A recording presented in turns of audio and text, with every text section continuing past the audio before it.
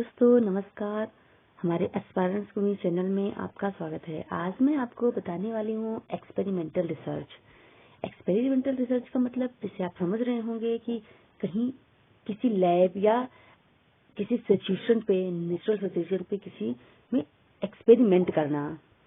Experimental का दूसरा नाम है इंडिपेंडेंट वेरिएबल। इंडिपेंडेंट वेरिएबल को ट्रीटमेंट वेरिएबल भी बोलते हैं। जैसे जब हम कॉज में बदलाव लाते हैं या अपने कारण में बदलाव लाते हैं तो हमारा प्रभाव किसी अदर वेरिएबल पे पड़ता है, जिसको बोलते हैं डिपेंडेंट वेरिएबल। डिपेंडेंट वेरिएबल का दूसरा नाम है मेजरमेंट वेरिएबल भी बोलते हैं, आउटकम वेरिएबल भी बोलते हैं। जब डिपेंडेंट वेरिएबल पे कोई प्रभाव देखा जाता है कि इंडिपेंडेंट वेरिएबल पे जो मैनिपुलेट किया गया है वो डिपेंडेंट वेरिएबल पे किस तरीके से प्रभाव पड़ा है, उसको हम बोलते हैं एक्सपेरिमेंटल रिसर्च। जैसा आप देख सकते हैं कि इंडिपेंडेंट वेरिएबल पे चेंज लाया गया, जो प्रभाव पड़ा डिपेंडेंट वेरिएबल पे। क्या करते हैं, इसमें कोई जनरलाइजेशन नहीं होता। जनरलाइजेशन का मतलब ये हुआ कि किसी अदर सिचुएशन पे जरूरी नहीं कि इस एक्सपेरिमेंटल जो किया गया है वो अप्लीकेबल हो, यूनिवर्सली अप्लीकेबल, ऐसा कह सकते हैं। जैसे कुछ समय पहले ही सुअर का दिल इंसानों में लगाया गया था, बट वो इंसान 10 से 15 दिन तक ऐसा जिंदा था, बट पहले तो ऐसा नहीं हुआ था। तो इन्होंने एक्सपेरिमेंट करके देखा कि क्या ऐसा पॉसिबल है कि अगर सुअर का दिल किसी इंसान में लगाते हैं तो क्या वो कितना दिन तक जिंदा रहेगा। तो ये एक्सपेरिमेंट कुछ हद तक सक्सेस हो गया। वो इंसान तो 10 से 15 दिन में उसकी डेथ हो गई थी, बट वो सक्सेस तो हो गया ना। अब आगे आने वाले टाइम में ऐसा फिर अगर किया जाएगा तो हो सकता है कि इसमें कुछ ऐसा बदलाव लाया जाए जिससे हो सकता है वो 1 महीने, साल भर और जिंदा रहे। फिर ऐसे फिर एक्सपेरिमेंट किया जाएगा, देखा जाएगा कि अब ऐसा क्या मतलब इसमें ऐड करें या ऐसा क्या एक्सपेरिमेंट करें जिससे इंसान ये कुछ दिन तक और जिंदा रहे। तो ये एक्सपेरिमेंट रिसर्च होता है, जिसका अभी मैंने आपको एग्जांपल दिया। इसमें जो ये है इंडिपेंडेंट वेरिएबल, ट्रीटमेंट वेरिएबल और डिपेंडेंट वेरिएबल, मेजरमेंट वेरिएबल। ये डिपेंडेंट वेरिएबल का नाम है दूसरा मेजरमेंट वेरिएबल, जिसको हम आउटकम वेरिएबल भी बोलते हैं। ये बहुत ही इम्पोर्टेंट कीवर्ड्स है, इसको आप ध्यान रखना। ये भी ध्यान रखना कि इसमें कोई जनरलाइजेशन नहीं किया जा सकता। उसके बाद आता है step of experimental research design. इस कहने का मतलब कि जो स्टेप ऑफ रिसर्च डिजाइन या बोल सकते हैं मेथड। डिजाइन तो अलग हो गया, उसके स्टेप दिए गए हैं, वैसे मेथड के भी स्टेप होते हैं। तो ये 7 स्टेप हैं, जिसे आप देख सकते हैं कि जब आप रिसर्च करने जाते हैं तो चाहे लैब में करें, चाहे कोई नेचुरल फिनोमिना में करें रिसर्च, तो उसमें क्या करेंगे, पहले आइडेंटिफिकेशन ऑफ प्रॉब्लम देखेंगे। पहले उसको आइडेंटिफाई करेंगे अपनी प्रॉब्लम को। उसके बाद फॉर्मुलेशन ऑफ हाइपोथेसिस को फॉर्मुलेट करेंगे। एक्सपेरिमेंटल रिसर्च में हाइपोथेसिस फॉर्मुलेट किया जाता है। उसके बाद आता है review of literature. Review of literature का मतलब ये हुआ कि किसी जर्नल, बुक या कोई रिसर्च पेपर से हम उस आइडियाज को निकालना जो अभी तक हमें पता नहीं है। वहां से कई मेथड भी हो सकता है, कोई ऐसा टेक्निक भी हो सकता है, या कोई ऐसी चीजें मिल सकती है जो आपके टॉपिक से रिलेटेड हो या आपके रिसर्च प्रॉब्लम से रिलेटेड हो। तो वहां से रिव्यू ऑफ लिटरेचर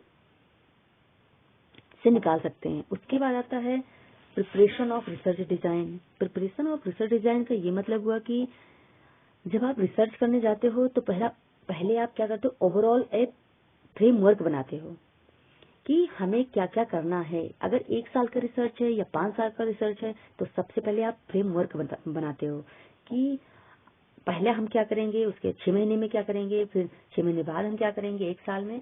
पूरा एक आपका, जिसको हम डिजाइन का नाम, दूसरा नाम है फ्रेमवर्क या ब्लूप्रिंट भी बोलते हैं।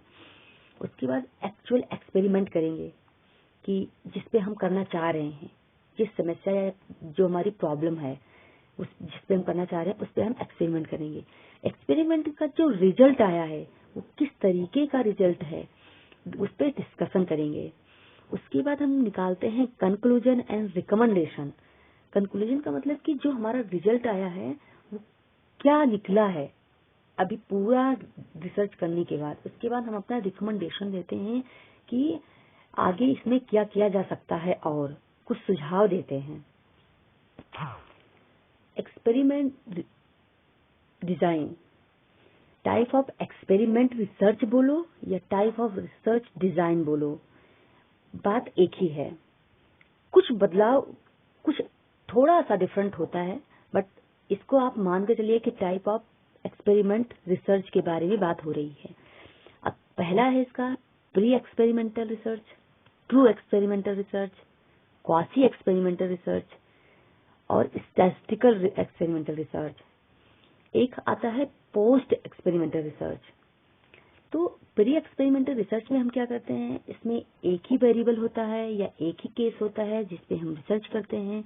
इसमें हम ऐसा कोई चांस नहीं देख सकते कि एक वेरिएबल पे मैनिपुलेट किया दूसरे वेरिएबल पे क्या प्रभाव पड़ेगा। प्री से पोस्ट तक के बीच का जो पहले हम एक्सपेरिमेंट कर चुके होते हैं उसको हम बोलते हैं प्री एक्सपेरिमेंट।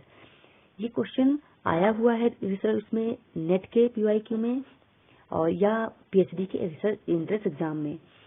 वन शॉट या केस स्टडी या वन ग्रुप, ये कीवर्ड्स हैं। ट्रू एक्सपेरिमेंट का मतलब ये हुआ प्री टेस्ट पोस्ट टेस्ट। आप समझ ही गए होंगे कि इसमें क्या होता है, इसमें ग्रुप को कंट्रोल कर सकते हैं, पोस्ट टेस्ट में केवल क्या करते हैं, कंट्रोल करते हैं। सोलोमोन या 4 ग्रुप हो सकता है इसमें रेंडमाइजेशन के भी चांस होते हैं। बहुत मतलब कह सकते हैं कि बहुत ज्यादा तो नहीं कह सकते, बट कुछ होते हैं। क्वासी एक्सपेरिमेंट का मतलब ये हुआ टाइम सीरीज। इसमें क्या होता है, इसमें ना तो रेंडमाइजेशन होता है और ना ही बहुत ज्यादा टोटली एक्सपेरिमेंटल के तौर पर देखा जाता है इसको। ये जो हाफ पार्शियल रिसर्च बोल सकते हैं। क्वासी एक्सपेरिमेंट का दूसरा नाम है क्वासी एक्सपेरिमेंटल या क्वासी एक्सपेरिमेंट का दूसरा नाम है पार्शियल एक्सपेरिमेंट। इसमें क्या आता है, टाइम सीरीज मल्टीपल रिसर्च किया जाता है, बस इसमें रेंडमाइजेशन नहीं होता और ना इसमें हम कोई कंट्रोल करने वाली बात होती है इसमें, इसलिए इसको हम क्वासी एक्सपेरिमेंट रिसर्च बोलते हैं। दूसरा जैसे आप देख सकते हैं कि इसमें रेंडमाइज्ड ब्लॉक होता है जो फैक्टोरियल डिजाइन भी हो सकता है। जैसा अभी मैंने आपको बताया है कि true experiment and quasi experiment, तो हम थोड़ा बात कर लेते हैं ट्रू एक्सपेरिमेंट रिसर्च के बारे में। ये एम्फसाइज करता है इंटरनल वैलिडिटी के बारे में और एक्सटर्नल वैलिडिटी के बारे में क्वासी एक्सपेरिमेंट या पार्शियली एक्सपेरिमेंट बात एम्फसाइज करता है।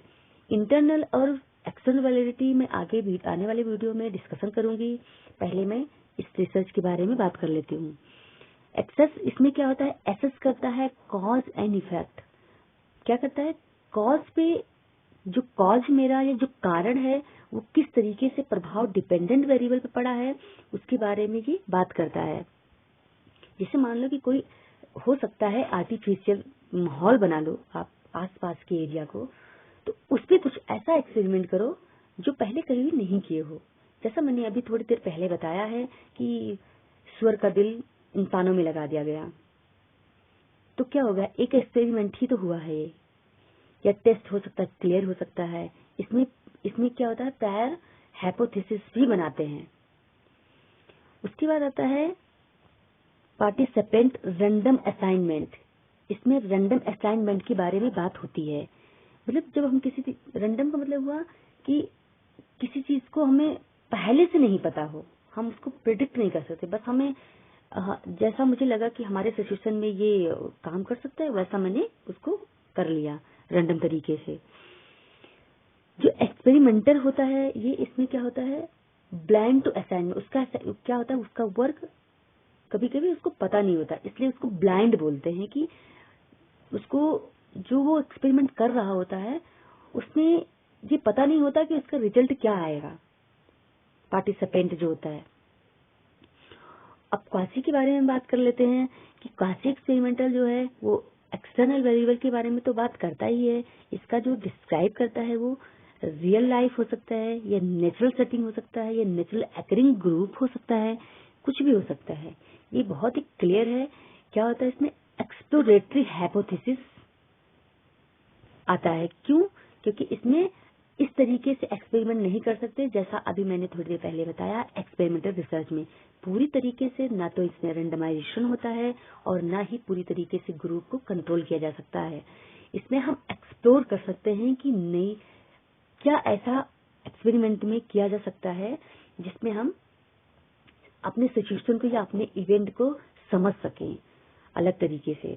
नॉन इक्विवेलेंट ग्रुप हो सकता है, एग्जिस्टिंग ग्रुप हो सकता है। इसमें नॉन रेंडमाइजेशन असाइनमेंट होता है, और जो इसमें पार्टिसिपेंट होता है ये ब्लाइंड नहीं होता है, जबकि ट्रू एक्सपेरिमेंट में पार्टिसिपेंट ब्लाइंड होता है।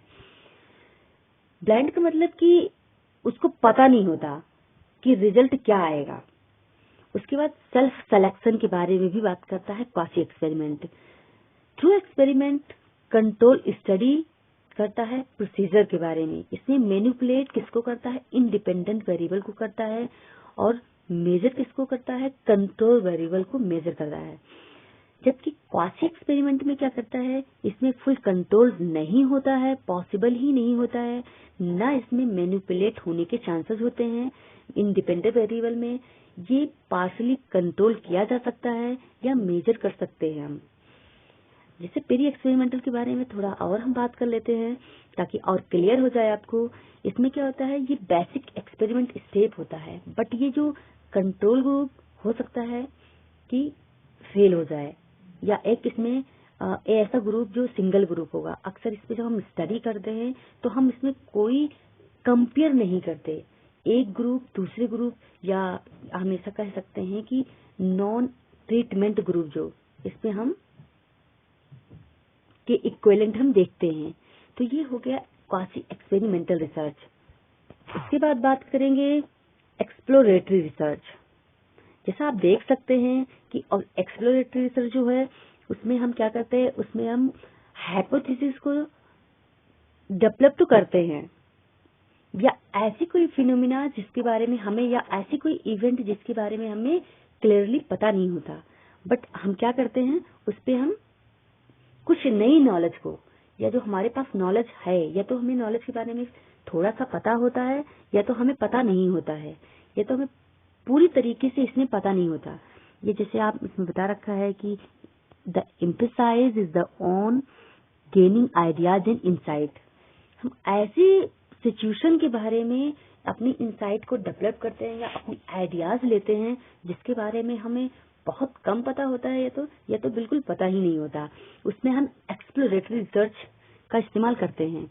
इसमें जो यूज होता है, इसमें थ्योरीज को जो डेवलप किया जाता है, बस इसमें टेस्ट नहीं होता है। उसके बाद आता है जो इसमें क्या करते हैं? प्रॉब्लम क्या फॉर्मुलेट करते हैं, प्रॉब्लम को मोर प्रिसाइज इन्वेस्टिगेशन करते हैं। इसमें हाइपोथेसिस, जैसा अभी आपने ऊपर देखा है कि हाइपोथेसिस को इसमें डेवलप्ड करते हैं और इस्टेब्लिश करते हैं प्रायोरिटीज फॉर फर्दर रिसर्च। मतलब आगे रिसर्च क्या होगा उसके बारे में हम अपनी प्राथमिकता मतलब इस्टेब्लिश करते हैं। उसके बाद आता है increase the analysis familiarities with problem. कहने का मतलब कि हम ऐसी चीजें, ऐसी फैमिलियरिटीज जो एनालिसिस करते हैं जो हमारी प्रॉब्लम से फैमिलियर हो, उस पे हम एनालिसिस करते हैं, या अपने कॉन्सेप्ट को और अच्छे से समझने की कोशिश करते हैं, अपने कॉन्सेप्ट को और क्लियर करने की बात करते हैं कि जो हमारा जो आइडिया है या हमारा जो टॉपिक है वो किस तरीके से और इसको मॉडिफिकेशन कर सकते हैं, या किस तरीके से इसको और अलग तरीके से बना सकते हैं या और क्लियर कर सकते हैं। जैसे मान लो कभी कभी ऐसा होता है कि हम तो काम तो कर लेते हैं, बट हमें उसके बारे में बहुत जानकारी नहीं होती या हम ध्यान नहीं देते। तो जब हम समस्या पे ध्यान नहीं देंगे तो हमें कुछ नया आइडिया मिलेगा नहीं। तो हमें नया आइडिया ढूंढने के लिए हम क्या करते हैं? कहीं गूगल पे गए तो कहीं मोबाइल उठा के किसी ऐप के थ्रू हम उसको एक्सप्लोर करने लगे, या कहीं रिसर्च पेपर उठा लिए, या कहीं कोई प्रोजेक्ट ऐसा उठा लिए जिसपे हमने देखे कि कहीं ऐसा तो नहीं कि हमारे टॉपिक से संबंधित कुछ ऐसा है।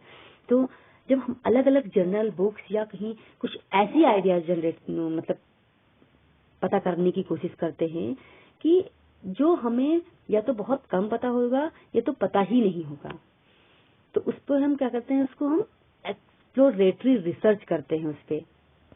अब आता है एक्सप्लेनेटरी रिसर्च। एक्सप्लोरेटरी रिसर्च और एक्सप्लेनेटरी रिसर्च में कंफ्यूज होने की बिल्कुल जरूरत है नहीं। एक्सप्लोरेटरी रिसर्च जो है वो किसी समस्या, ऐसी समस्या जिसके बारे में पता नहीं होता, उस पे हम एक्सप्लोरेटरी रिसर्च करते हैं। उसमें हाइपोथेसिस तो डेवलप करते हैं बट टेस्ट नहीं करते हैं।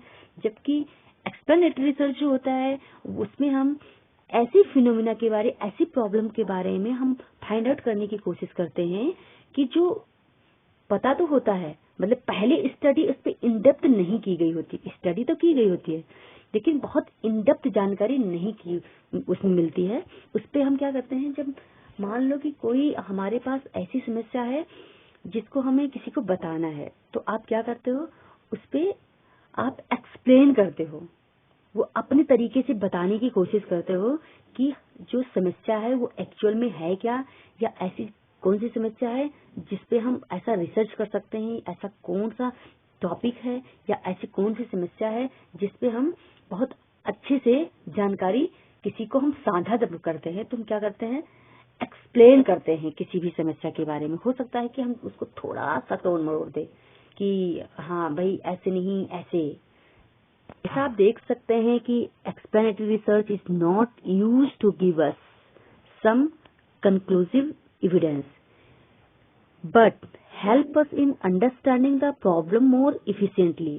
कहने का मतलब कि एक्सपेरिमेंटल जो रिसर्च ये कुछ कंक्लूसिव एविडेंस पे यूज तो नहीं हो सकता या यूज नहीं होता, बट ये हेल्प करता है उस अंडरस्टैंडिंग, प्रॉब्लम अंडरस्टैंडिंग पे जो बहुत ही एफिशिएंट हो। जैसे जब हम कोई कंडक्ट करते हैं रिसर्च, या रिसर्च के द्वारा जब हम कोई कंडक्ट किया जाता है रिसर्च, तो वो देखता है यार रिसर्चर को ऐसा करने योग्य है या नए डेटा या नई इंसाइट को जब हम डिस्कवर करके कुछ नई जानकारी एक्सप्लेनेटरी करते हैं, मतलब एक्सप्लेन करते हैं, तो उसको बोलते हैं एक्सप्लेनेटरी रिसर्च। एक्सप्लेनेटरी रिसर्च जो है ये वाई क्वेश्चन के बारे में ये क्वेश्चन करता है, फोकस वाई पे ही ज्यादा इसका रहता है। क्यों? जैसे मान लो कि किसी को कैंसर हो गया, तो उसके पीछे का रीजन तो ढूंढोगे ना कि क्यों कैंसर हुआ, रीजन क्या था। तो क्यों पे ज्यादा इंपसाइज करता है, क्यों के बारे में ये डिटेल जानकारी लेने की कोशिश करता है ताकि सामने वाले को या ऐसी उस व्यक्ति को बता सकें कि इसके कैंसर क्यों हुआ है, रीजन क्या है, इसका कारण क्या था कि जो प्रभाव पड़ा है। तो ये क्यों के बारे में ज्यादा फोकस करता है। जैसे एग्जाम्पल यहाँ लिखा है, business might ask why the customer are not buying their product, how the can improve their sales process. कहने का मतलब कि जो कोई भी बिजनेसमैन हो सकता है या कस्टमर, या मतलब वो प्रोडक्ट को क्यों नहीं खरीदा है या क्यों नहीं खरीद रहा है, वो ऐसा क्या है, कैसे उसमें इम्प्रूवमेंट लाया जा सकता है जिसमें वो सेल्स में इम्प्रूवमेंट हो जाए या हमारा सेल बिक जाए या हमारा जो प्रोडक्ट है वो बिक जाए। तो उसके बारे में हम क्या करते हैं, रिसर्च करते हैं कि ऐसा मतलब क्या है जो कस्टमर लेना नहीं चाहता प्रोडक्ट को, ये प्रोडक्ट को खरीदना क्यों नहीं चाहता। और जब हम करते हैं रिसर्च कि हम ये देखते हैं कि जब हम जैसे मान लो कि वो एक्सप्लेनेटरी रिसर्च कहीं भी मतलब किसी में भी अप्लाई कर सकते हैं, डेली लाइफ में भी हम लोग अप्लाई करते ही हैं। तो जैसे मान लो कि हम शॉप पे गए, बट कुछ ऐसे उसके पास, दुकानदार के पास कुछ सामान रखे हैं, बट उस सामान को देख तो लिया मैंने, या बहुत सारे लोगों ने देख लिया, बट उस पर कोई प्रतिक्रिया नहीं दिया, भाई इसको हम नहीं लेंगे, लेकिन दूसरा सामान वहीं पे हमने खरीद लिया। तो कहीं ना कहीं सेलर के मन में ये आएगा कि हर बार मतलब कस्टमर तो आता ही है, बट जब हम ये दिखाता हूँ तो उसने क्यों नहीं लिया इसको।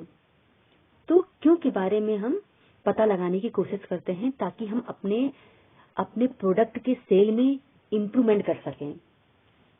तो आज का वीडियो यहीं तक। Keep learning, keep watching. Thank you.